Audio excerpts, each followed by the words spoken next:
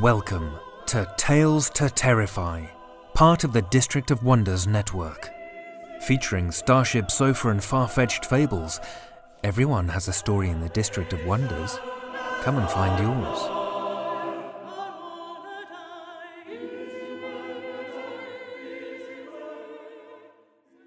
Good evening, children of the night, and welcome.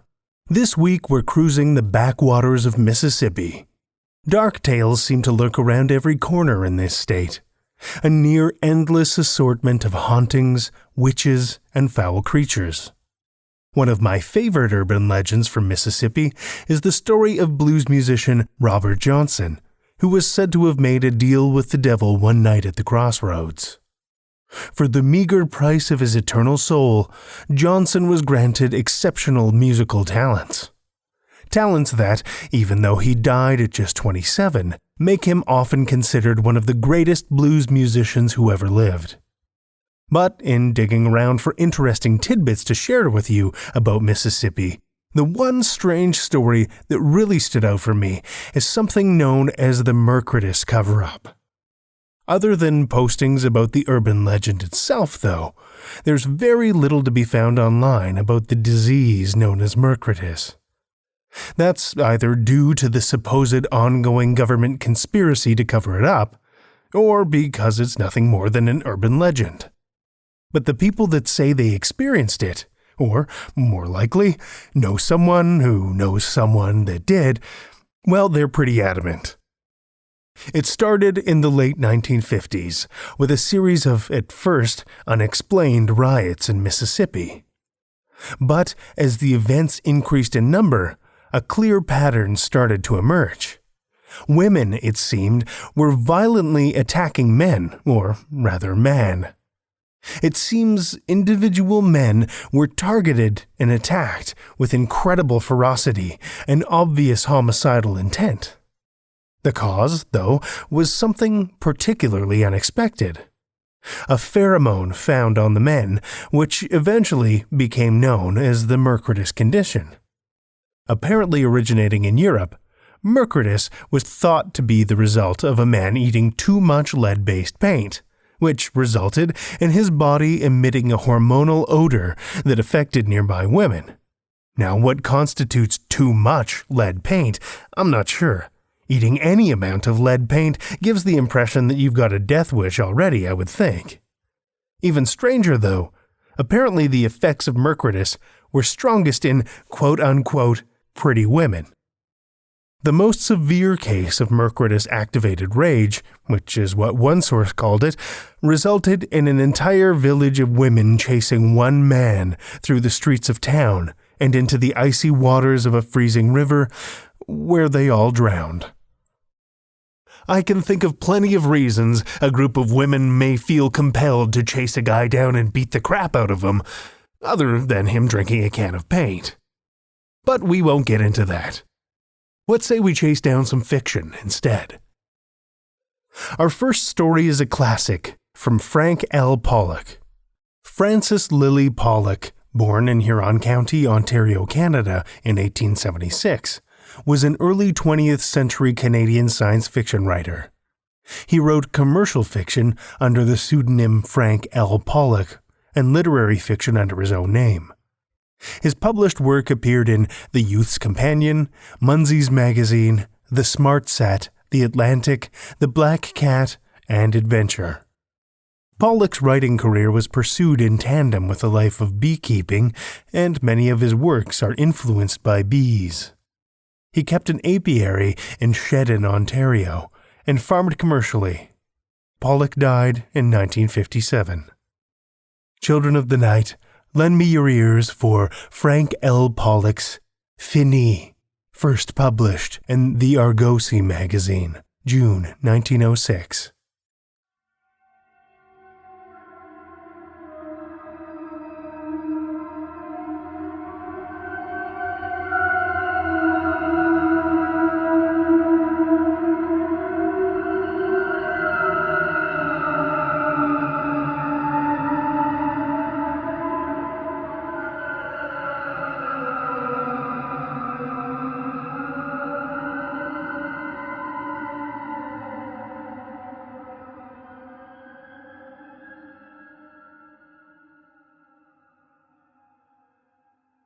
"I'm getting tired," complained Davis, lounging in the window of the physics building. "And sleepy. It's after 11 o'clock. This makes the 4th night I've sat up to see your new star, and it'll be the last. Why, the thing was billed to appear 3 weeks ago." "Are you tired, Miss Warder?" asked Eastwood, and the girl glanced up with a quick flush and a negative murmur. Eastwood made the reflection anew that she certainly was painfully shy. She was almost as plain as she was shy, though her hair had an unusual beauty of its own, fine as silk and colored like palest flame. Probably she had brains. Eastwood had seen her reading some extremely deep books. But she seemed to have no amusements, few interests. She worked daily at the Art Students' League and boarded where he did, and he had thus come to ask her, with the Davises, to watch for the new star from the laboratory windows on the heights. "Do you really think that it's worthwhile to wait any longer, Professor?" inquired Mrs. Davis, concealing a yawn. Eastwood was somewhat annoyed by the continued failure of the star to show itself, and he hated to be called professor, being only an assistant professor of physics. "I don't know," he answered somewhat curtly. "This is the 12th night that I have waited for it. Of course, it would have been a mathematical miracle if astronomers should have solved such a problem exactly, though they've been figuring on it for a quarter of a century." The new physics building of Columbia University was about 12 stories high. The physics laboratory occupied the 9th and 10th floors, with the astronomical rooms above it, an arrangement which would have been impossible before the invention of the oil vibration cushion, which practically isolated the instrument rooms from the Earth. Eastwood had arranged a small telescope at the window, and before them spread the illuminated map of Greater New York, sending up a faintly musical roar. All the streets were crowded, as they had been every night since the 5th of the month, when the great new star, or sun, was expected to come into view. Some error had been made in calculations, though. As Eastwood said, astronomers had been figuring on them for 25 years. It was, in fact, nearly 40 years since Professor Adolphe Bernier first announced his theory of a limited universe at the International Congress of Sciences in Paris, where it was counted as little more than a masterpiece of imagination. Professor Bernier did not believe that the universe was infinite. Somewhere, he argued, the universe must have a center, which is the pivot for its revolution. The moon revolves around the Earth, the planetary system revolves about the sun, the solar system revolves about one of the fixed stars, and this whole system, in its turn, undoubtedly revolved around some more distant point. But this sort of progression must definitely stop somewhere. Somewhere there must be a central sun, a vast incandescent body which does not move at all. And as a sun is always larger and hotter than its satellites, therefore the body at the center of the universe must be of an immensity and temperature beyond anything known or imagined. It was objected that this hypothetical body should then be large enough to be visible from the Earth, and Professor Bernier replied that someday it undoubtedly would be visible. Its light had simply not yet had time to reach the Earth. The passage of light from the nearest of the fixed stars is a matter of 3 years, and there must be many stars so distant that their rays have not yet reached us. The great central sun must be so inconceivably remote that perhaps hundreds, perhaps thousands of years would elapse before its light should burst upon the solar system. All this was contemptuously classed as newspaper science, till the extraordinary mathematical revival a little after the middle of the 20th century afforded the means of verifying it. Following the new theorems discovered by Professor Burnside of Princeton and elaborated by Dr. Tanaka of Tokyo, astronomers succeeded in calculating the arc of the sun's movements through space and its ratio to the orbit of its satellites. With this as a basis, it was possible to follow the widening circles, the consecutive systems of the heavenly bodies and their rotations. The theory of Professor Bernier was justified. It was demonstrated that there really was a gigantic mass of incandescent matter which, whether the central point of the universe or not, appeared to be without motion. The weight and distance of this new sun were approximately calculated, and the speed of light being known, it was an easy matter to reckon when its rays would reach the Earth. It was then assumed that the approaching rays would arrive at the Earth in 26 years, and that was 26 years ago. 3 weeks had passed since the date when the new heavenly body was expected to become visible, and it had not yet appeared. Popular interest had risen to a high pitch, stimulated by innumerable newspaper and magazine articles, and the streets were nightly thronged with excited crowds armed with opera glasses and star maps, while at every corner a telescope man had planted his tripod instrument at a nickel a look. Similar scenes were taking place in every civilized city on the globe. It was generally supposed that the new luminary would appear in size about midway between Venus and the Moon. Better informed persons expected something like the Sun, and a syndicate of capitalists quietly leased large areas on the coast of Greenland in anticipation of a great rise in temperature and a northward movement in population. Even the business situation was appreciably affected by the public uncertainty and excitement. There was a decline in stocks, and a minor religious sect boldly prophesied the end of the world. "I've had enough of this," said Davis, looking at his watch again. "Are you ready to go, Grace? By the way, isn't it getting warmer?" It had been a sharp February day, but the temperature was certainly rising. Water was drifting from the roofs and from the icicles that fringed the window ledges, as if a warm wave had suddenly arrived. "What's that light?" suddenly asked Alice Warder, who was lingering by the open window. "It must be the moonrise," said Eastwood, though the illumination of the horizon was almost like daybreak. Davis abandoned his intention of leaving, and they watched the east grow pale and flushed till at last a brilliant white disk heaved itself above the horizon. It resembled the full moon, but as if trebled in luster, and the streets grew almost as light as by day. "Good heavens, that must be the new star after all," said Davis in an awed voice. "No, it's only the moon. This is the hour and minute for her rising," answered Eastwood, who had grasped the cause of the phenomenon. "But the new sun must have appeared on the other side of the earth. Its light is what makes the moon so brilliant. It will rise here just as the sun does, no telling how soon. It must be brighter than we expected. And maybe hotter," he added with a vague uneasiness. "Oh, isn't it getting very warm in here?" said Mrs. Davis, loosening her jacket. "Couldn't you turn off some of the steam heat?" Eastwood turned it all off, for, in spite of the open window, the room was really growing uncomfortably close. But the warmth appeared to come from without. It was like a warm spring evening, and the icicles were breaking loose from the cornices.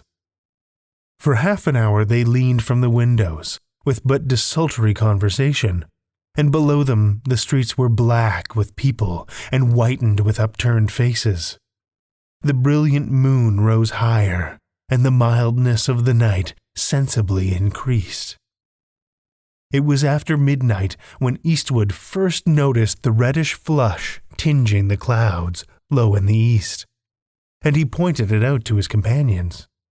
"That must be it at last," he exclaimed, with a thrill of vibrating excitement at what he was going to see, a cosmic event unprecedented in intensity.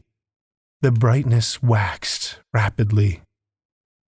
"By Jove, see it redden?" Davis ejaculated. "It's getting lighter than day, and hot! Whew!" The whole eastern sky glowed with a deepening pink that extended half round the horizon. Sparrows chirped from the roofs, and it looked as if the disk of the unknown star might at any moment be expected to lift above the Atlantic. But it delayed long. The heavens continued to burn with myriad hues, gathering at last to a fiery furnace glow on the skyline. Mrs. Davis suddenly screamed. An American flag blowing freely from its staff on the roof of the tall building had all at once burst into flame. Low in the east lay a long streak of intense fire which broadened as they squinted with watering eyes. It was as if the edge of the world had been heated to whiteness. The brilliant moon faded to a feathery white film in the glare. There was a confused outcry from the observatory overhead, and a crash of something being broken, and as strange new sunlight fell through the window, the onlookers leapt back, as if a blast furnace had been opened before them. The glass cracked and fell inward. Something like the sun, but magnified 50 times in size and hotness, was rising out of the sea. An iron instrument table by the window began to smoke with an acrid smell of varnish. "What the devil is this, Eastwood?" shouted Davis accusingly. From the streets rose a sudden, enormous wail of fright and pain, the outcry of a million throats at once, and the roar of a stampede followed. The pavements were choked with struggling, panic-stricken people in the fierce glare, and above the din arose the clanging rush of fire engines and trucks. Smoke began to rise from several points below Central Park, and 2 of 3 church chimes pealed crazily. The observers from overhead came running down the stairs with a thunderous trampling, for the elevator man had deserted his post. "Here, we've got to get out of this," shouted Davis, seizing his wife by the arm and hustling her toward the door. "This place'll be on fire directly." "Hold on! You can't go down into that crush on the street!" Eastwood cried, trying to prevent him.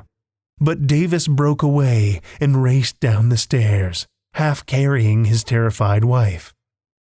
Eastwood got his back against the door in time to prevent Alice from following them. "There's nothing in this building that will burn, Miss Warder," he said as calmly as he could. "We had better stay here for the present. It would be sure death to get involved in that stampede below. Just listen to it." The crowds on the street seemed to sway to and fro in contending waves, and the cries, curses, and screams came up in a savage chorus. The heat was already almost blistering to the skin, though they carefully avoided the direct rays, and instruments of glass in the laboratory cracked loudly, one by one. A vast cloud of dark smoke began to rise from the harbor, where the shipping must have caught fire, and something exploded with a terrific report. A few minutes later, 6 fires broke out in the lower part of the city, rolling up volumes of smoke that faded to a thin mist in the dazzling light. The great new sun was now fully above the horizon, and the whole east seemed ablaze. The stampede in the streets had quieted all at once, for the survivors had taken refuge in the nearest houses, and the pavements were black with motionless forms of men and women. "I'll do whatever you say," said Alice, who was deadly pale but remarkably collected.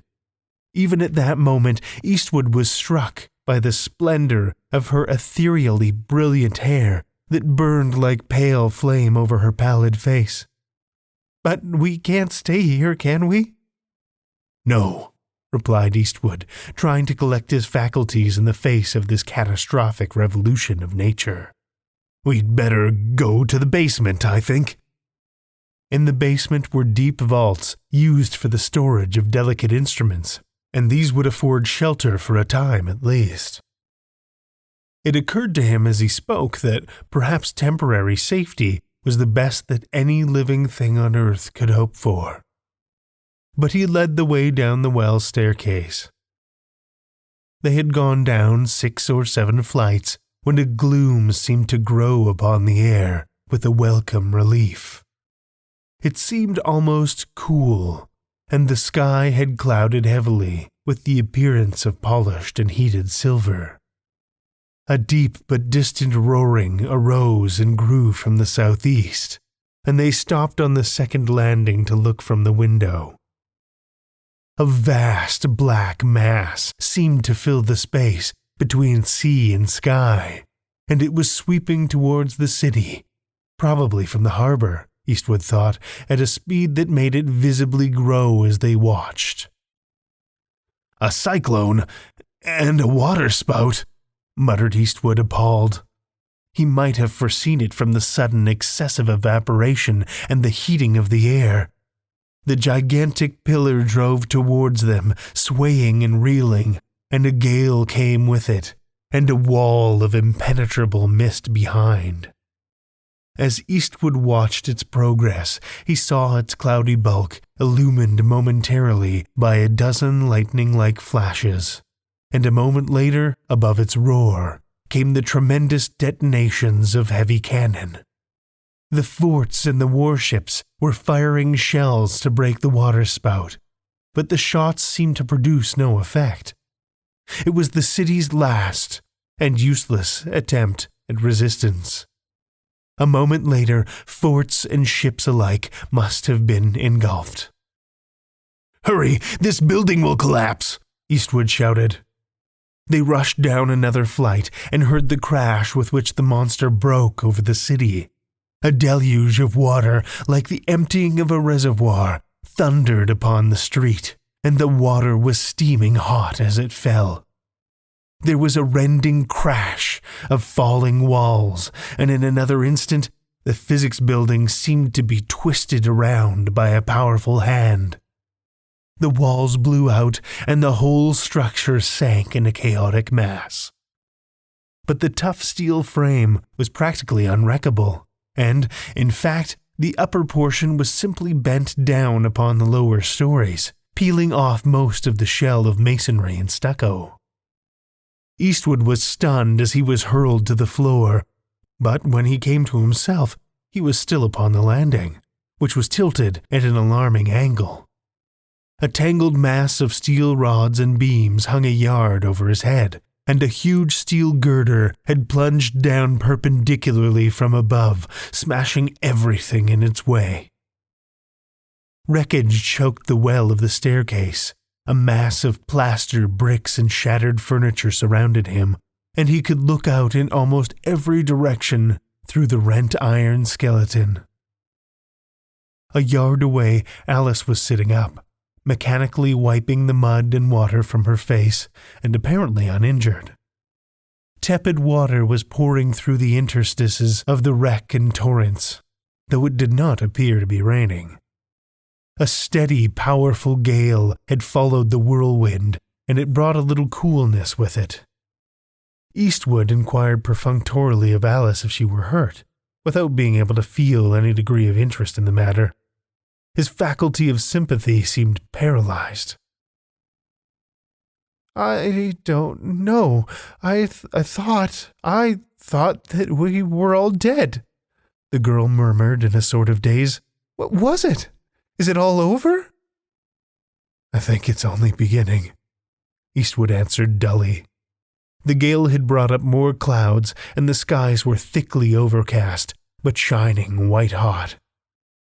Presently the rain came down in almost scalding floods, and as it fell upon the hissing streets, it steamed again into the air. In 3 minutes all the world was choked with hot vapor, and from the roar and splash the streets seemed to be running rivers. The downpour seemed too violent to endure, and after an hour it did cease, while the city reeked with mist. Through the whirling fog, Eastwood caught glimpses of ruined buildings, vast heaps of debris, all the wreckage of the greatest city of the 20th century. Then the torrents fell again, like a cataract, as if the waters of the earth were shuttlecocking between sea and heaven. With a jarring tremor of the ground, a landslide went down into the Hudson. The atmosphere was like a vapor bath, choking and sickening. The physical agony of respiration aroused Alice from a sort of stupor, and she cried out pitifully that she would die. The strong wind drove the hot spray and steam through the shattered building till it seemed impossible that human lungs could extract life from the semi-liquid that had replaced the air. But the two lived. After hours of this parboiling, the rain slackened, and, as the clouds parted, Eastwood caught a glimpse of a familiar form halfway up the heavens. It was the sun, the old sun, looking small and watery. But the intense heat and brightness told that the enormous body still blazed behind the clouds. The rain seemed to have ceased definitely, and the hard, shining whiteness of the sky grew rapidly hotter. The heat of the air increased to an oven-like degree. The mists were dissipated, the clouds licked up, and the earth seemed to dry itself almost immediately. The heat from the two suns beat down simultaneously till it became a monstrous terror, unendurable. An odor of smoke began to permeate the air. There was a dazzling shimmer over the streets, and great clouds of mist arose from the bay. But these appeared to evaporate before they could darken the sky. The piled wreck of the building sheltered the two refugees from the direct rays of the new sun, now almost overhead, but not from the penetrating heat of the air. But the body will endure almost anything, short of tearing asunder, for a time at least. It is the finer mechanism of the nerves that suffers most. Alice lay face down among the bricks, gasping and moaning. The blood hammered in Eastwood's brain, and the strangest mirages flickered before his eyes. Alternately, he lapsed into heavy stupors and awoke to the agony of the day. In his lucid moments, he reflected that this could not last long and tried to remember what degree of heat would cause death. Within an hour after the drenching rains, he was feverishly thirsty, and the skin felt as if peeling from his whole body. This fever and horror lasted until he forgot that he had ever known another state. But at last the west reddened, and the flaming sun went down. It left the familiar planet high in the heavens, and there was no darkness until the usual hour, though there was a slight lowering of the temperature. But when night did come, it brought life-giving coolness, and though the heat was still intense, it seemed temperate by comparison. More than all, the kindly darkness seemed to set a limit to the cataclysmic disorders of the day. "Oof, this is heavenly," said Eastwood, drawing long breaths and feeling mind and body revived in the gloom. "It won't last long," replied Alice, and her voice sounded extraordinarily calm through the darkness. "The heat will come again when the new sun rises in a few hours." "We might find some better place in the meanwhile, a deep cellar, or we might get into the subway," Eastwood suggested. "It would be no use. Don't you understand? I've been thinking it all out. After this, the new sun will always shine, and we could not endure it even another day. The wave of heat is passing round the world as it revolves, and in a few hours the whole earth will be a burnt-up ball. Very likely we are the only people left alive in New York, or perhaps in America." She seemed to have taken the intellectual initiative, and spoke with an assumption of authority that amazed him. "But there must be others," said Eastwood, after thinking for a moment. "Other people have found sheltered places, or miners or men underground." "They would have been drowned by the rain. At any rate, there will be none left alive by tomorrow night. Think of it, she went dreamily. For 1,000 years, this wave of fire has been rushing towards us, while life has been going on so happily in the world, so unconscious that the world was doomed all the time. And now this is the end of life. I don't know, Eastwood said slowly. It may be the end of human life, but there must be some forms that will survive. Some microorganisms, perhaps, capable of resisting high temperatures if nothing else. The seed of life will be left, at any rate, and that is everything. Evolution will begin over again, producing new types to suit the changing conditions. I only wish I could see what creatures will be here in a few thousand years. But I can't realize it at all. This thing! He cried passionately after a pause. Is it real? Or have we all gone mad? It seems too much like a bad dream. The rain crashed down as he spoke, and the earth steamed, though not with the dense reek of the day.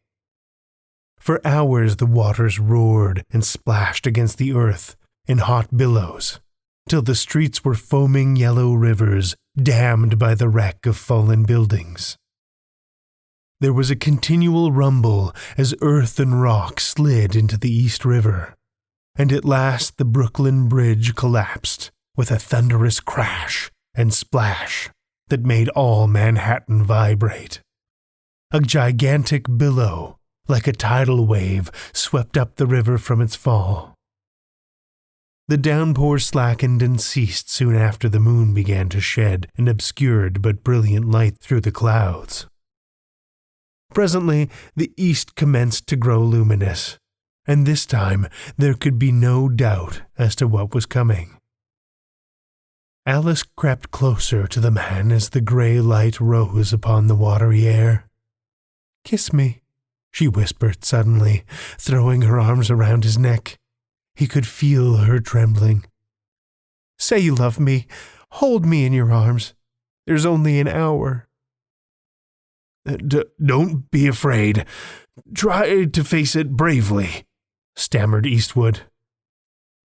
"I don't fear it. Not death. But I've never lived. I have always been timid and wretched and afraid to speak, and I've almost wished for suffering and misery, or anything rather than to be stupid and dumb and dead, the way I've always been. I've never dared to tell anyone what I was, what I wanted. I've been afraid all my life. But I'm not afraid now. I've never lived. I've never been happy. And now we must die together." It seemed to Eastwood the cry of the perishing world. He held her in his arms and kissed her wet, tremulous face that was strained to his. The twilight was gone before they knew it. The sky was blue already, with crimson flakes mounting to the zenith, and the heat was growing once more intense. "This is the end, Alice," said Eastwood, and his voice trembled. She looked at him, her eyes shining with an unearthly softness and brilliancy, and turned her face to the east. There, in crimson and orange, flamed the last dawn that human eyes would ever see.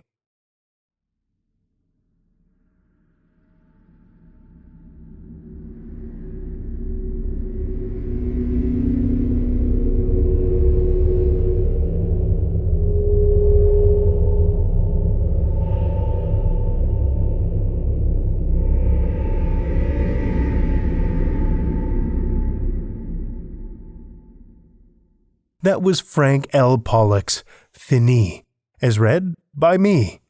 Link to my personal page is in the show notes. Our second story for the evening is from Zach Chapman's Spellslinger series, which we heard another entry from back in episode 288. Zach Chapman is an editor, author, gamer, and podcaster. His fiction appears in numerous anthologies and podcasts. Like Robert Howard and Joe Lansdale, he's a Texan and loves writing pulp. Follow Zach's publications at ChappyZach on Twitter, or check out his upcoming Spellslinger graphic novel coming out in 2019. Learn more at thespellslinger.com. Children of the Night, Zach Chapman's The Hating House, a Tales to Terrify original.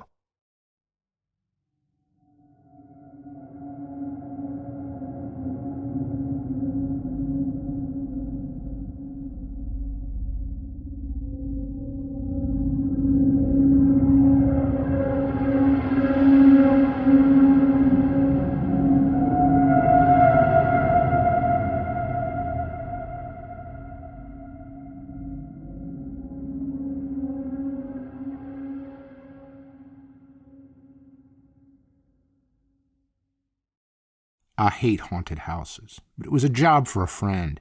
She'd just sold her saloon and gotten married to a cowpoke from the Panhandle. We hadn't spoken in months, but she helped me through a rough spot a few years back in Odessa, so she was owed a favor. A big one. I received a letter explaining the big fancy house she'd sold her saloon for was haunted. You know the deal. Slamming doors, bumps in the night, turning faucets, black mold, a rusty pipe organ that spontaneously plays Bach in D minor, and a cellar that opens into hell. The usual. Anyways, she wanted me to exorcise it. The house endured the Texas sun, surrounded by dying trees and blackened grass. It was a modestly sized pre-war style home, with a porch and imposing Greek columns, surrounded by barns, a leaning windmill, and fences to keep the cattle in. Sybil met me at the gate.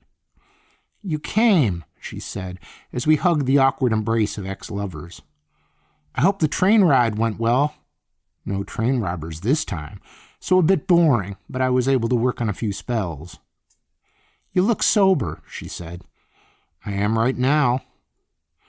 She was as tall and as broad as I remembered, but now smelled of hay and chicken feed. She must have been sleeping in the barn the last week on account of getting out of the house. Sybil introduced me to her husband, Henry, who was a head shorter than me, but impressively handsome, and half Indian like myself. "Hey, Rick?" Sybil touched my shoulder. "Yeah?" Her eyes narrowed on my rune-covered revolver. "Please don't blow up my house." That was going to be my first suggestion. If the haunting's real bad, sometimes it's the only solution.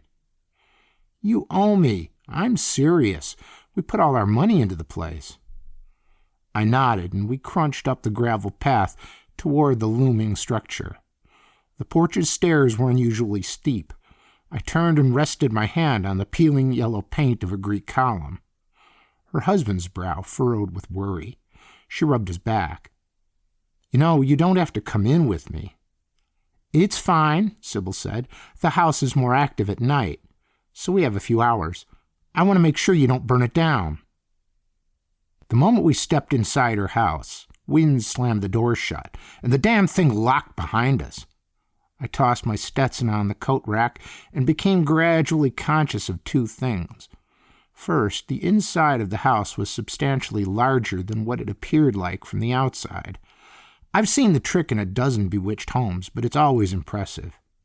And second, there was at least one obvious malevolent presence in the house. Sybil led us down the hall. My boots made the red sequoia floor creak as we walked. The smell of crushed citrus and vinegar hung in the air, an attempt, I'm sure, that Sybil made to mask the stench of decay that accompanies many haunted homes. I could hear a faucet running somewhere. "Your sink got a leak?" I said. "You never let your saloon get like that." We followed the sound of flowing water into the kitchen and discovered Sybil's set of dining china floating in the sink, seemingly washing themselves as if by an invisible hand. "Well," I said, "that's a damn convenient haunt." No sooner were the words out of my mouth when a dish flew through the air, narrowly missing my head, and crashed into the wall behind me, spraying shattered fragments across the kitchen. Another dish rose out of the sink water. I drew my revolver and fired.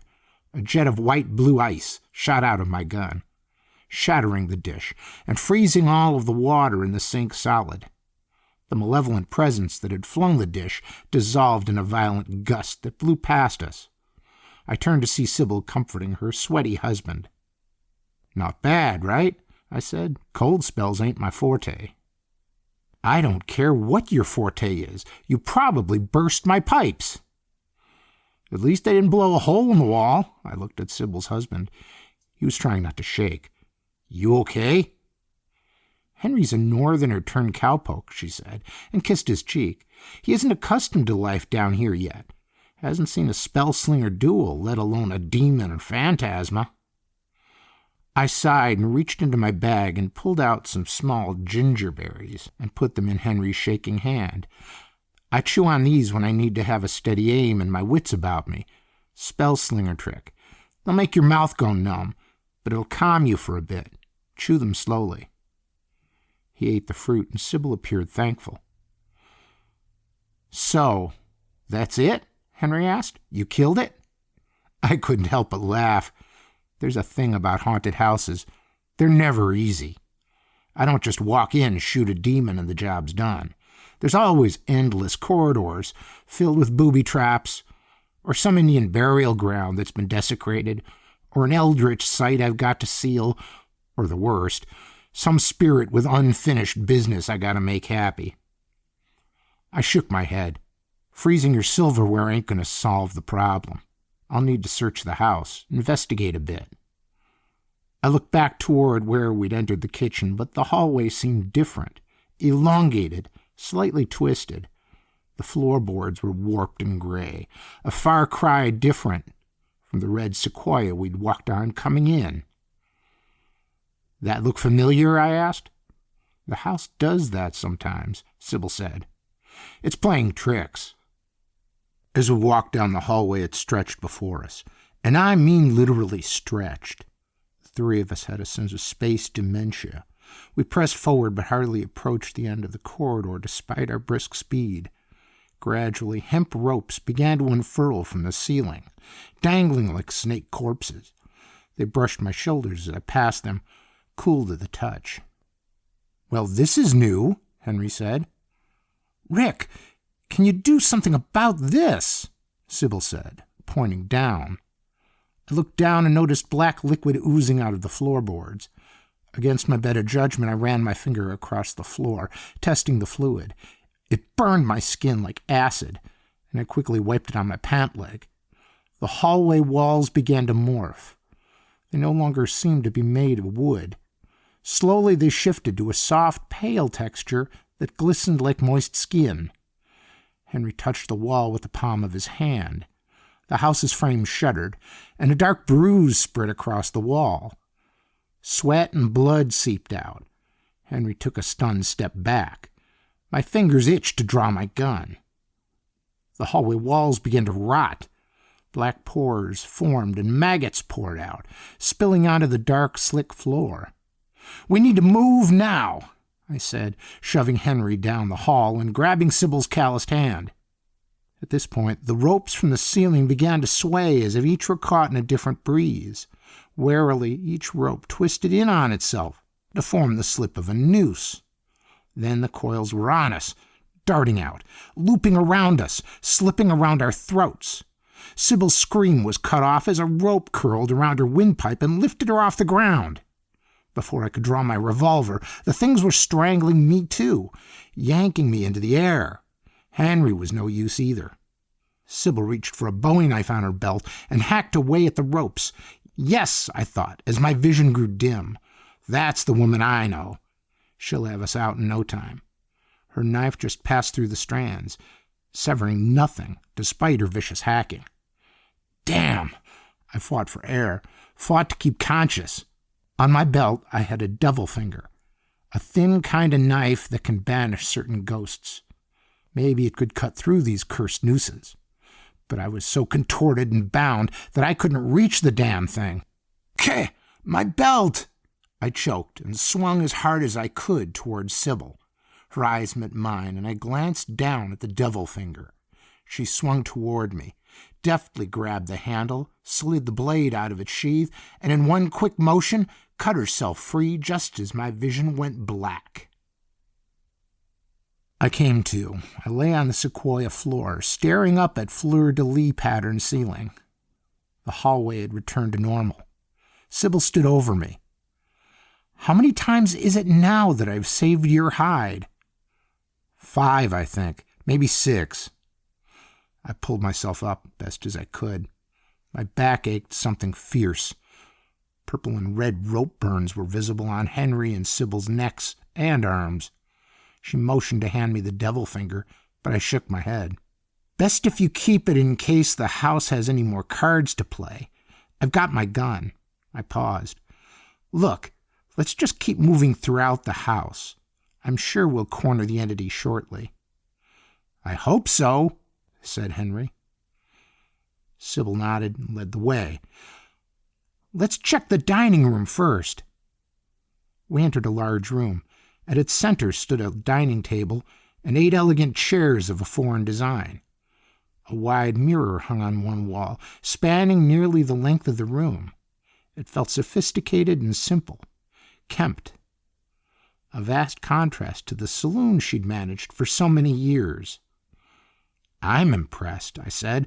"Save for the haunts, looks like you're living the good life."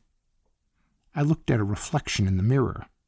Although tarnished in places, I could see that the neck of Sybil's blouse fit tightly around her sinewy muscles. She said nothing, but was smiling at me, a strange, mischievous smile, almost sexy. I nearly returned it, but looked at Henry's reflection instead. His eyes were full of horror. For a brief moment, I thought it was due to insecurity, but then Sybil was raising the devil finger, approaching him, poised to attack. The blade descended. I spun. But Sybil wasn't there. An illusion of the mirror. Henry stood there, in mid-flinch, dumbfounded. "Did you see that? The mirror! It—" "Yes, I know. Did you see where she went? Did she even enter this room with us?" "No, I don't know," he gasped. I was looking at the reflection." I cursed. I pulled out a piece of chalk and scribbled a spell of truth across the mirror, but it revealed nothing. I tried a few more spells of disillusion. Our reflections distorted, smiled. In frustration, I cracked the mirror with the butt of my revolver. "Where is she?" Henry shouted.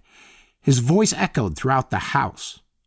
I grasped his shoulder to calm him and felt a sudden and strong desire for him. Memories of a dozen men I'd laid with forced their way into my head. The house was trying to get in my head. "Collect yourself, man!" I said as much to Henry as to myself.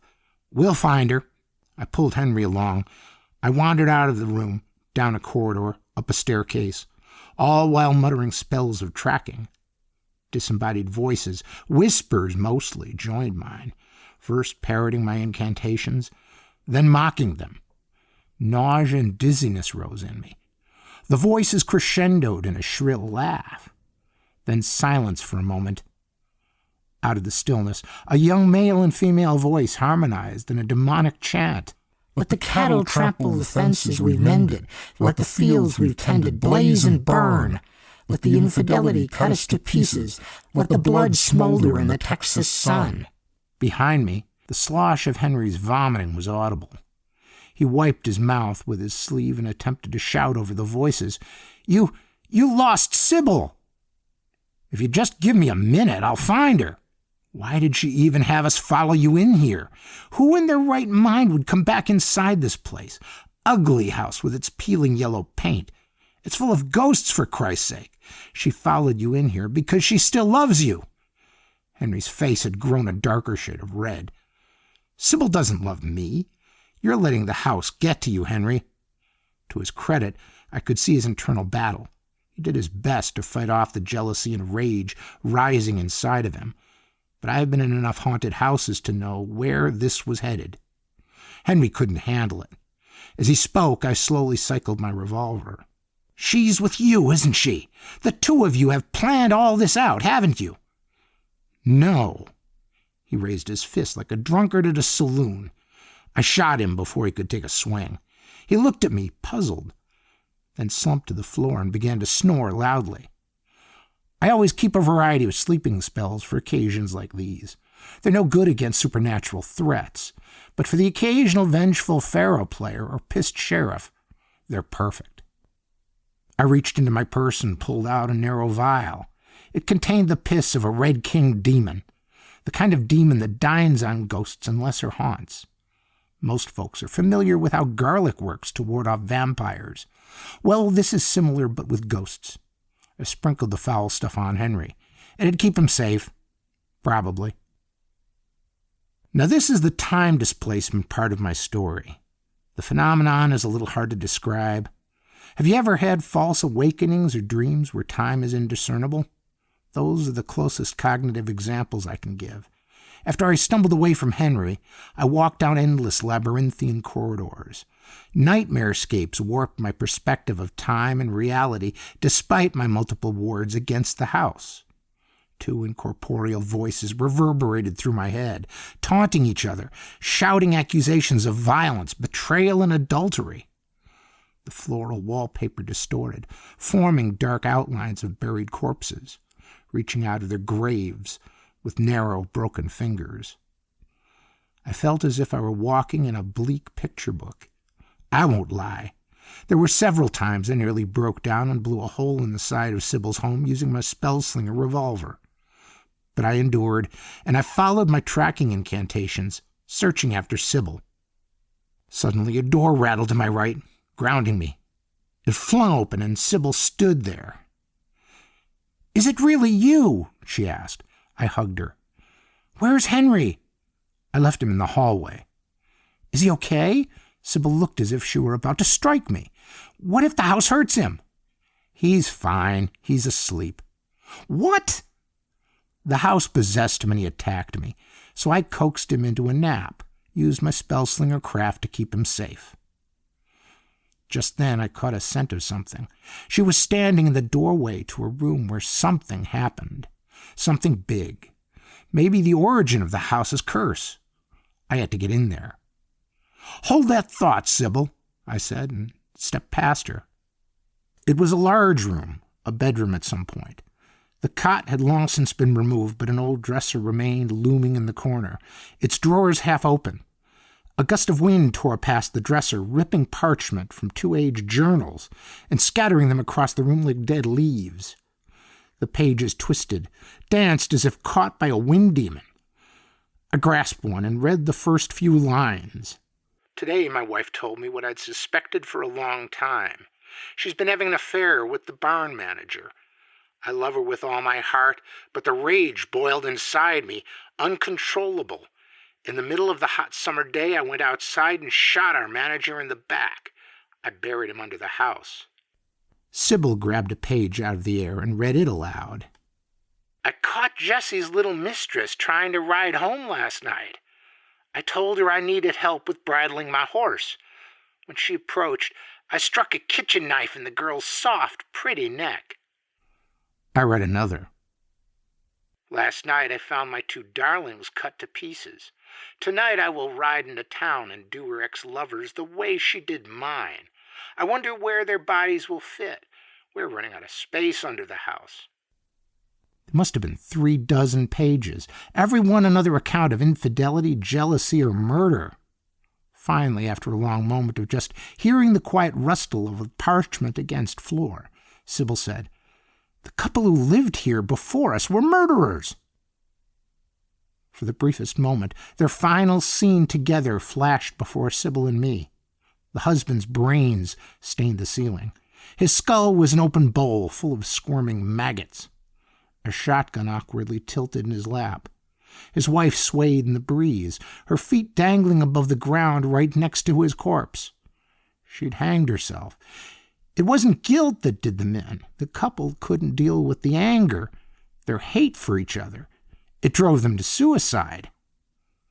And just as all the pieces came together and I understood the cause of all that was wrong with the house, the ethereal form of the wife appeared before us. Her face was bloated and blue. Her neck was bloody from the noose. Her dead black eyes fixed on me with hate and she rushed me. But I was faster. I drew my revolver and fired. The purple blast of a banishment spell enveloped her. Her scream reverberated through the house as she was dragged back to the realm of the dead. And then she was gone. I could hear Sybil's ragged breath.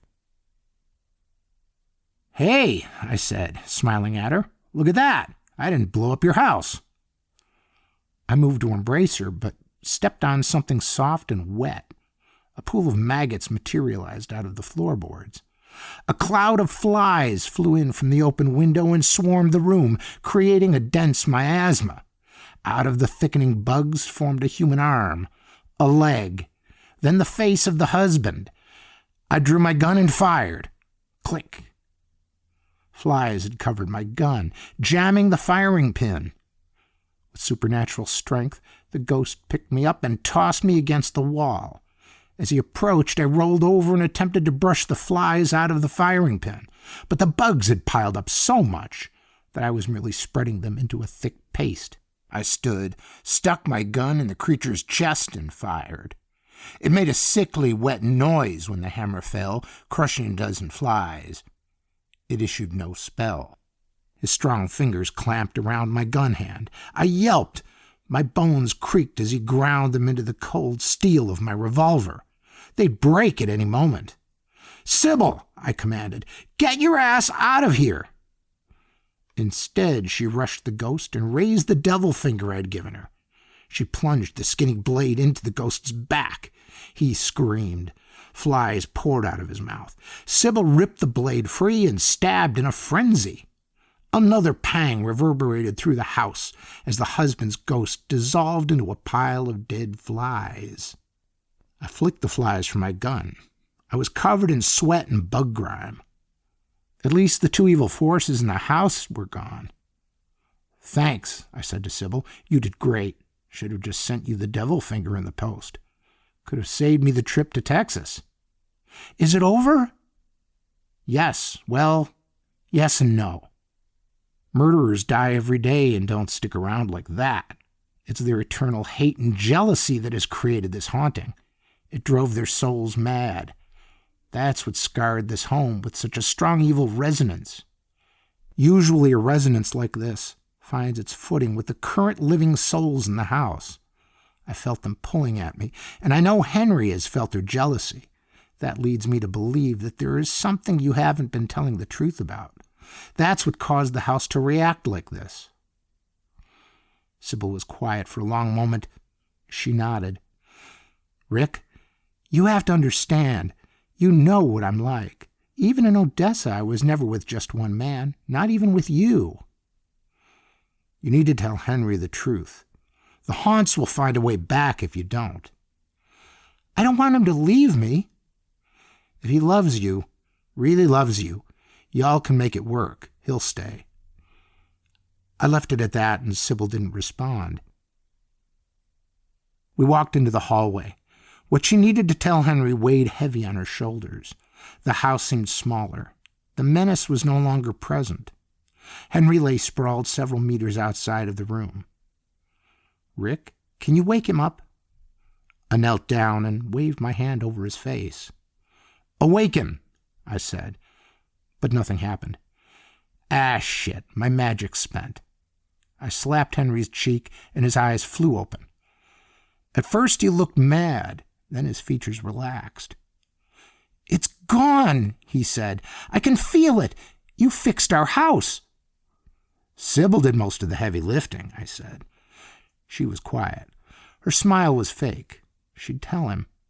But by that time, I'd be well on my way back north. I clapped Henry on the back. "You should probably exhume all those bodies under the house. They ain't going to contribute to a good night's sleep." "There are dead bodies under our house?" Henry asked.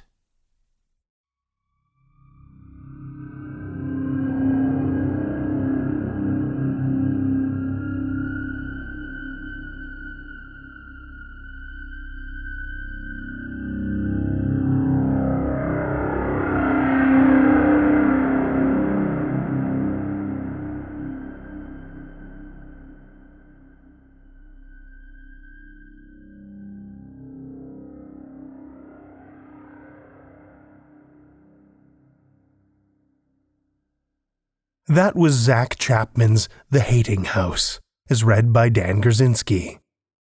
Dan lives in Tully, New York, near Syracuse, and earns his living bending the unseen forces of nature to his will as a broadcast engineer. He's been a recording engineer, electronics technician, repairer of broken things, and regularly reads for LibriVox. Thank you, Dan. Well, children of the night, the hour is late and we've run out of stories to tell. For now. Consider supporting our podcast on Patreon via the link in the show notes, and like us or leave a review on Apple Podcasts or wherever you listen to podcasts. Reviews help keep us on the charts so we can worm our way into the ears of new listeners. Our show is produced by editors Scott Silk, Seth Williams, and myself, Drew Sebesteny. Theme music by Diane Severson, and website by Josh Lightsey. Tales to Terrify is distributed under Creative Commons Attribution, Non-Commercial No Derivatives License. Join us again next week as we invade your mind with more Tales to Terrify. This presentation has been brought to you by the District of Wonders Network, dedicated to podcasting the finest genre fiction. You can learn more about the District of Wonders and their many literary productions at their website, www.districtofwonders.com. Thank you for listening.